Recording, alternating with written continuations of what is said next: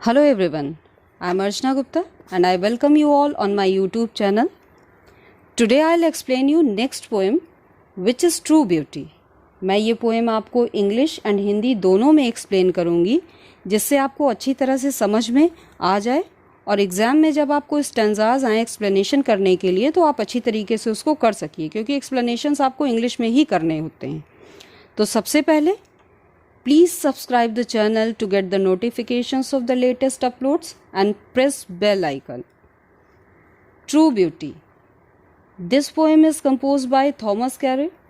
He was a 17th century's English poet. Today Carey's reputation rests on his love poem The Rapture. ये इनकी एक बहुत famous कृति है. He also wrote a number of graceful songs and lyrics. Okay. So let's start with the introduction of the poem. सबसे पहले मैं आपको poem के बारे में बताऊंगी.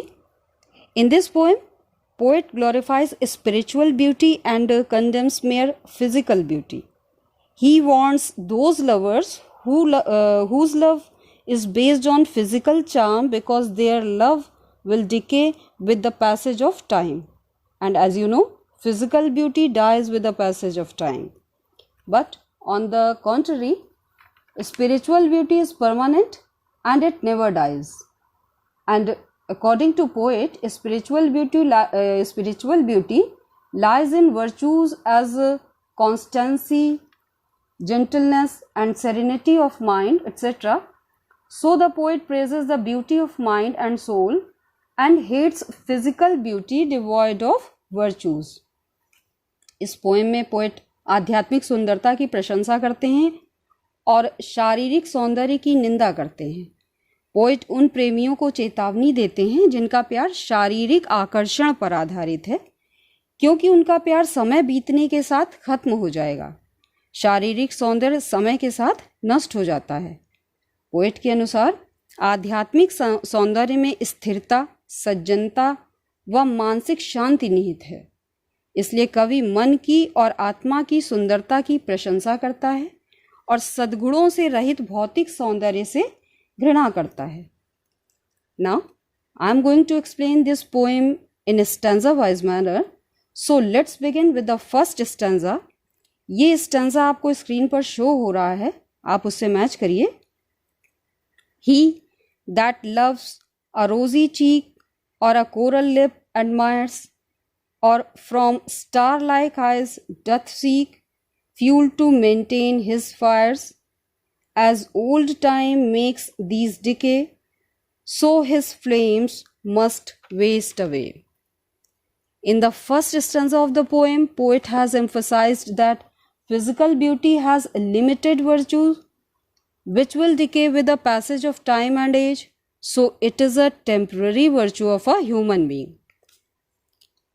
In first and second lines, poet said that a man who loves the beautiful or rosy cheeks of his beloved and admires her lips which may have the faint red color like that of a coral. And in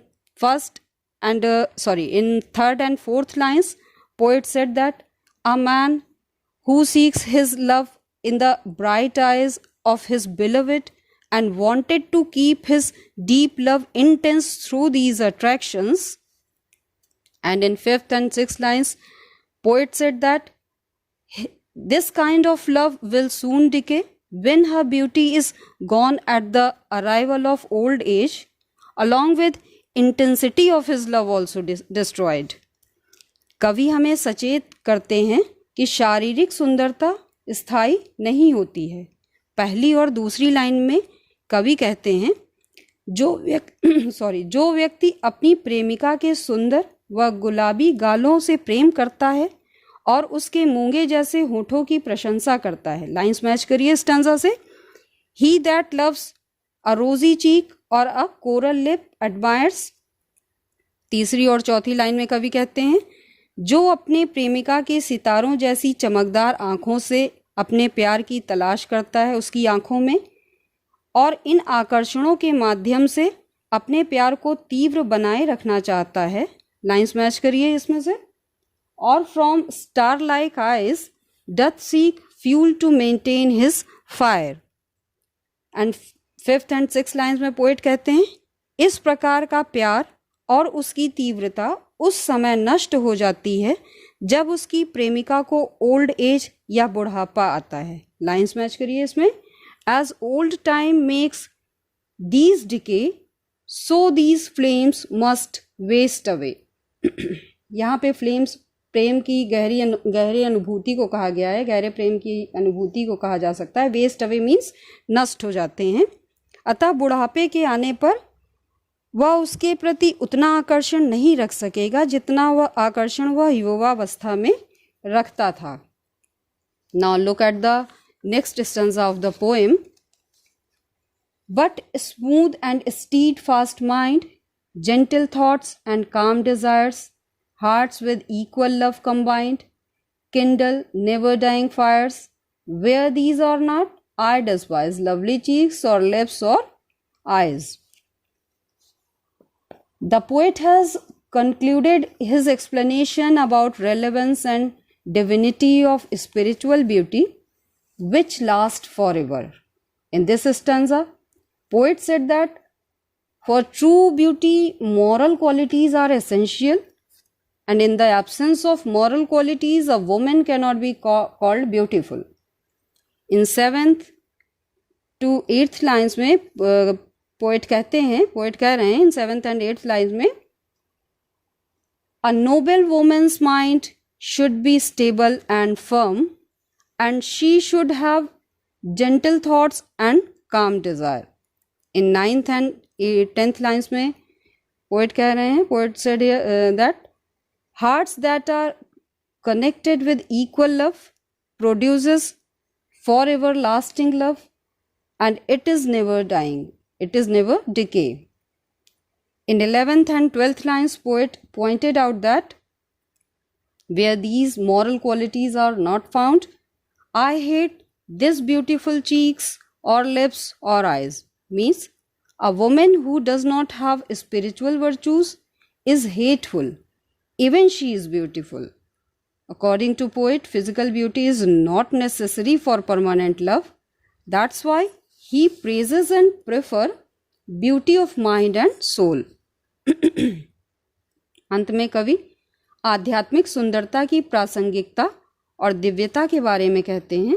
poet कहते हैं, सच्ची सुंदरता के लिए नैतिक गुणों का होना आवश्यक है. 7th and 8th लाइन्स में पोएट कहते हैं, एक उच्च कोटि की स्त्री का मस्तिष्क स्थिर और दृढ़ होना चाहिए और उसके विचार उत्तम और इच्छाएं शांत होनी चाहिए. लाइन्स मैच करिए. But a smooth and steadfast mind, gentle thoughts and calm desire. 9th and 10th lines में पोएट कहते हैं, समान प्यार से जुड़े हुए हृदय कभी नष्ट न होने वाले प्यार को जन्म देते हैं और ऐसा प्यार सच्चा और स्थायी होगा. Hearts with equal love combined, combined means यहाँ जुड़े हुए. Kindle never dying fires, kindle means उत्पन्न करना, awaken. 11th and 12th lines में पोएट कहते हैं, जिसके अंदर ये नैतिक गुण या आध्यात्मिक गुण नहीं है, मैं ऐसे सुंदर गालों से, होठों से और आँखों से घृणा करता हूँ. मैच करिए lines. Where these are not, I despise lovely cheeks और लिप्स और आइज.